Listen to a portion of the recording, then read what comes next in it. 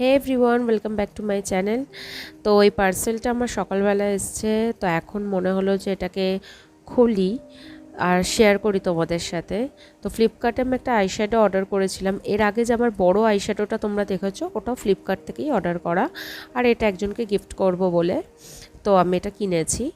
তো এই আইশ্যাডোটা খুব সুন্দর, অনেকটা বইয়ের মতো।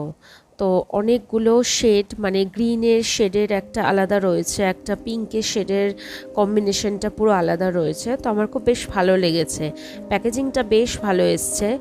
কিন্তু একটা ডিজাস্টার হয়েছে, ডিজাস্টারটা তোমরা দেখো, ওপর থেকে দেখে সেটা বোঝা যাচ্ছে না।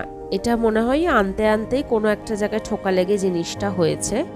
কিন্তু এই জিনিসটাই একটা আইশ্যাডো ওখানটায় ভেঙে গেছে, কোনোভাবে হয়তো চাপ লেগে ওখানটা ভেঙে গেছে। আদারওয়াইজ এই পুরো আইশ্যাডোটা খুব ভালো, নিউড শেডের একটা রয়েছে, এটা পুরো গ্রিন, এটা পুরো গ্রিনের। আর কালারগুলো ওয়াও, মানে পিগমেন্টেডটা দেখেছো, এত সুন্দর পিগমেন্টেড এটা। শুধু এইটা ভেঙেছে, বাকিটা পুরোটা খুব ভালো রয়েছে আর সত্যিই খুব ভালো। বিশেষ করে প্রেস গ্লিটারগুলোও খুব ভালো। আমি বেশ ট্রাই করে করে দেখছিলাম।